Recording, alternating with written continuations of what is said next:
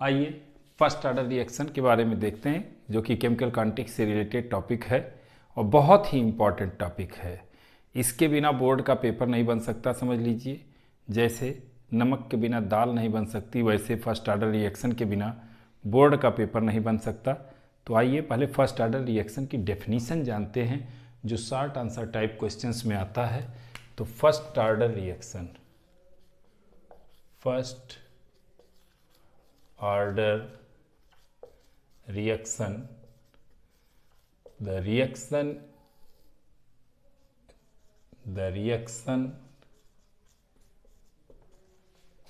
in which the rate of reaction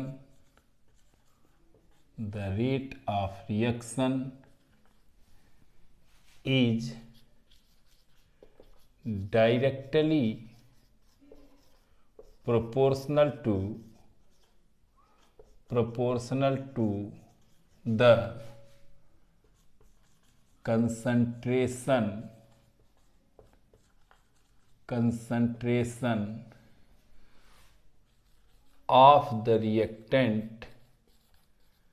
of the reactant is known as first order reaction।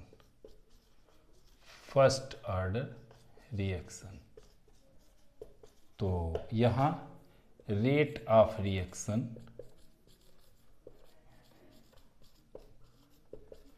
Is directly proportional to concentration of reactant। Now let us consider a reaction। Let us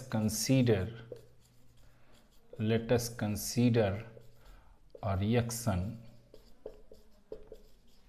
ये कोई reaction है जो ए से product बन रहा है, तो the rate of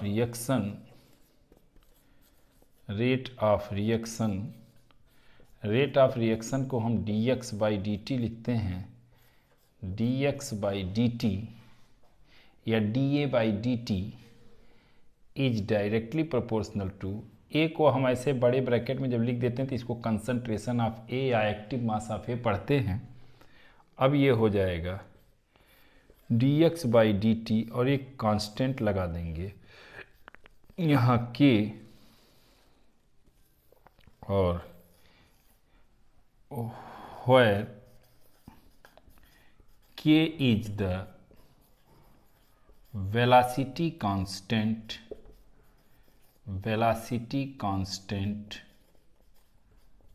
for first order reaction। the unit of k is per second।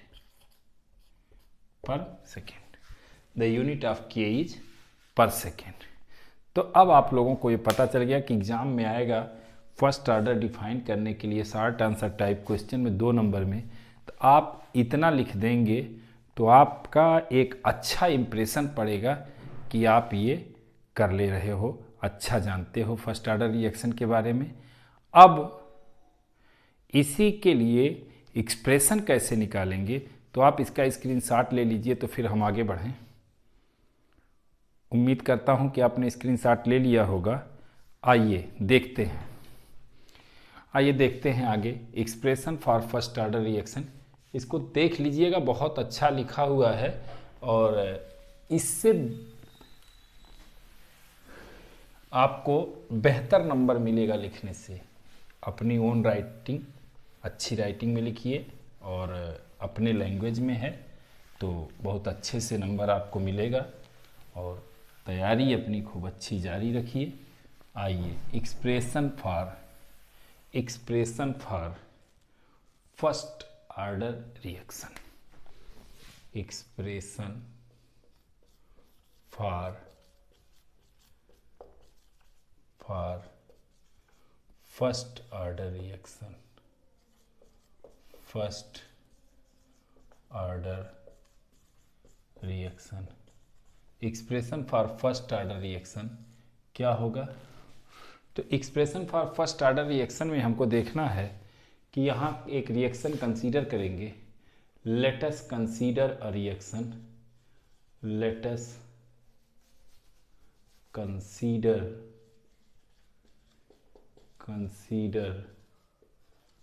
A reaction, let us consider a reaction. अब क्या होगा?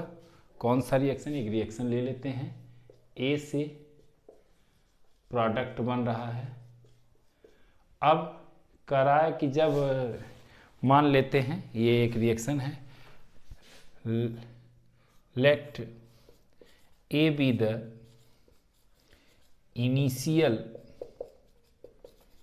Concentration of reactant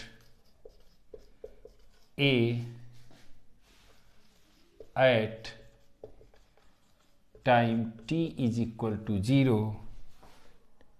and after time t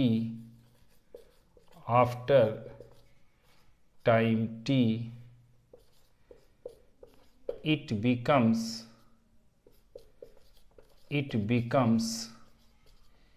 A minus x. अब इसी reaction को अगर हम लिखें, ए और प्रोडक्ट जो माना था हमने वो क्या हो गया कि जब t 0 है तो यहाँ a है और यहाँ कुछ नहीं बना है। जब t हो गया, t हो गया तो ये a माइनस एक्स हो गया और यहाँ x प्रोडक्ट बन गया। ठीक, अब now for first order reaction, first order reaction है। Now rate of reaction,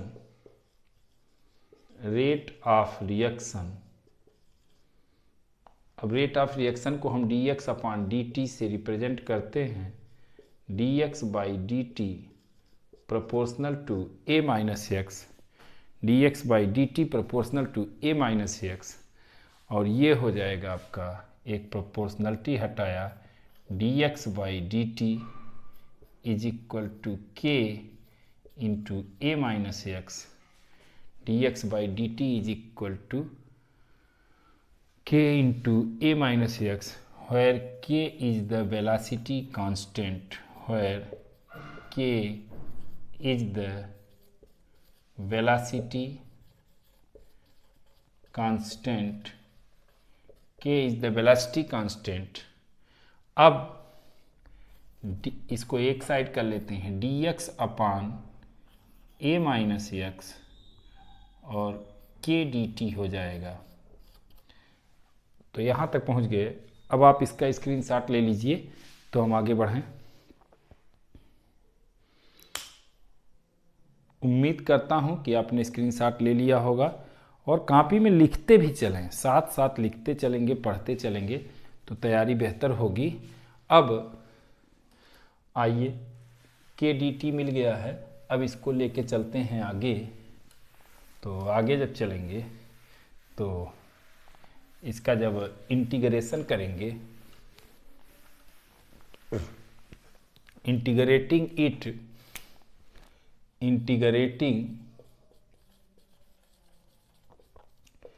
it with respect to x, तो ये हो जाएगा ln a माइनस एक्स, यहाँ x पर माइनस साइन है तो यहाँ माइनस लग गया, k का k हो जाएगा, dt का t हो जाएगा और एक कांस्टेंट लगाएंगे i, इक्वेशन 1। अब हमने अभी इनिशियली माना था when t is equal to 0, x is equal to 0, this implies यहाँ t 0 ये 0 हो जाएगा, x 0 ये 0 हो जाएगा, तो i is equal to minus ln a, putting value of i in equation 1। आइए इक्वेशन 1 में इसकी वैल्यू पुट करते हैं और पुट करने के बाद देखते हैं क्या होता है। तो अब इक्वेशन 1 में इसकी वैल्यू पुट करें, l N A minus x k t minus l N a. तो यल एन को एक साइड कर लेते हैं और के टी को एक साइड कर लेते हैं, तो ये आएगा इधर तो प्लस हो जाएगा, L N A minus X is equal to K T को हम इधर लिख लेते हैं, तो k into T is equal to L N A minus x, और ये log m माइनस n का फार्मूला हो गया, तो L N A upon A minus X, यहाँ फार्मूला आपको बता देते हैं कि log M power M upon n is equal to log m minus log n होता है। वही फार्मूला यहाँ यूज किया। इसको हम लिख सकते हैं 2.303, नेचुरल लॉग को हटा रहे हैं हम ऑन बेस 10 से, तो जब नेचुरल लॉग को log बेस 10 में चेंज करते हैं 2.303 से मल्टीप्लाई कर देते हैं और ये आपका kt हो जाता है, तो k इज इक्वल टू हो जाएगा 2.303 upon T log a upon a minus x on base 10, और यही हो जाएगा this is the expression for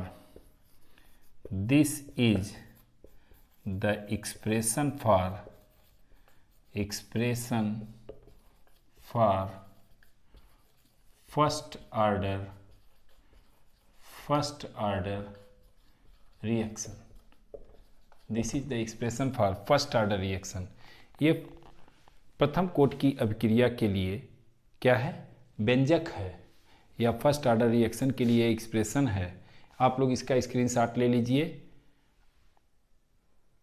उम्मीद करता हूँ आपने इसका स्क्रीनशॉट ले लिया होगा। इसी में क्वेश्चन कभी कभी पूछता है what is first order reaction, right the unit of velocity constant for first order reaction. तो जो आपने पहले फर्स्ट ऑर्डर की रिएक्शन पढ़ा वो हो जाएगा। फिर expression for first order reaction, right the expression for first order reaction, तो ये हो जाएगा। उसको पूछेगा 2 नंबर में, इसको पूछेगा 3 नंबर में, कभी कभी 4 नंबर में पूछ लेता है question, so that the half life time for first order reaction is independent on the concentration of reactant. तो अब यहाँ जो है हमको क्या करना है कि अभी आगे बढ़ना पड़ेगा, और अगर आपसे केवल इतना 2 नंबर में पूछता है कि so that half life time for first order reaction is directly proportional to so that half life time for first order reaction is independent on the concentration of reactant, तो हम ये एक्सप्रेशन ले करके यहीं से स्टार्ट करेंगे और कर देंगे। लेकिन अगर पूरा पूछेगा 4 नंबर में, तो जहाँ से एक्सप्रेशन स्टार्ट किया वहाँ से और आगे जो अभी करेंगे वो करना है। तो आइए, हाफ लाइफ टाइम के बारे में आप लोग जान लीजिए कि किसी रिएक्शन के 50% कंप्लीट होने में, मीन्स आधा बनने में जो टाइम लगता है उसी को हम हाफ लाइफ टाइम कहते हैं। तो आइए देखते हैं हाफ लाइफ टाइम क्या होगा फर्स्ट ऑर्डर रिएक्शन के लिए। हाफ लाइफ टाइम, तो हाफ लाइफ टाइम को कहते हैं टी हाफ से रिप्रेजेंट करते हैं। तो व्हेन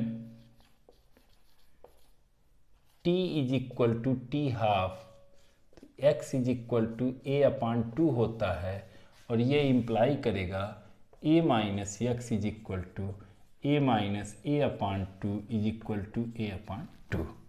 अब फ्रॉम एक्सप्रेस क्या है for first order reaction, for first order reaction, first order reaction के लिए k is equal to 2.303 upon T log a upon a minus x on base 10। अगले स्टेप में हो जाएगा 2.303 टी की जगह टी हाफ रख दिया और log a upon 2 on base 10। a से a कट गया, ये हो गया 2.303 अपॉन टी हाफ और ये log 2 ऑन बेस 10। अगले स्टेप में 2.303 अपॉन टी हाफ इंटू 0.3010 और ये हो जाएगा 0.693 अपॉन टी हाफ। ये आ गया वेग स्थिरांक मीन्स वेलोसिटी कांस्टेंट और हाफ लाइफ टाइम में रिलेशन। इसको हम लिख सकते हैं or t half is equal to 0.693 upon k. ये हो जाएगा दिस shows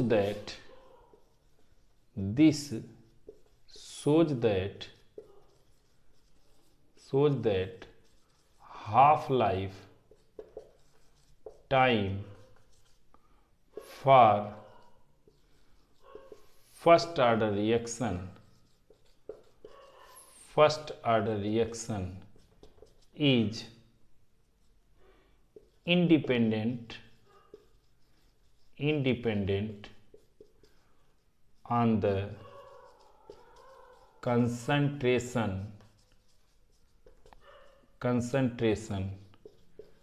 ऑफ रिएक्टेंट।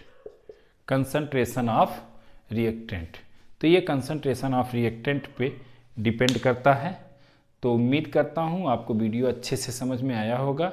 आप इसका स्क्रीनशॉट ले लीजिए और फर्स्ट ऑर्डर रिएक्शन में जो क्वेश्चन बनेंगे आपके वो या तो डेफिनीशन बनेगा 2 नंबर का, तो डेफिनीशन के लिए आपको पहले बताया डिफाइन कैसे करेंगे फर्स्ट ऑर्डर रिएक्शन।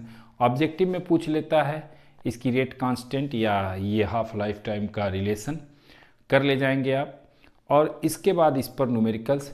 तो न्यूमेरिकल्स जो होंगे वो अगले वीडियो में होंगे। और एक क्वेश्चन जो 4 नंबर का आता, सो that half life time for first order reaction is independent on the concentration of reactant. तो उसके लिए आप एक्सप्रेशन से शुरू करेंगे, यहाँ तक आएंगे। 2 नंबर में पूछेगा तो यहाँ से स्टार्ट करेंगे, यहाँ तक आएंगे। 3 नंबर में केवल एक्सप्रेशन पूछेगा, जहाँ से एक्सप्रेशन आया है k is equal to 2.303 upon T log a upon a minus x on base 10, तो वहाँ तक करेंगे। तो वीडियो को आप लोग ज़्यादा से ज़्यादा लाइक कीजिएगा, शेयर कीजिएगा और चैनल को सब्सक्राइब कीजिए और बेल आइकन को दबाना एकदम न भूलें। Okay, thank you.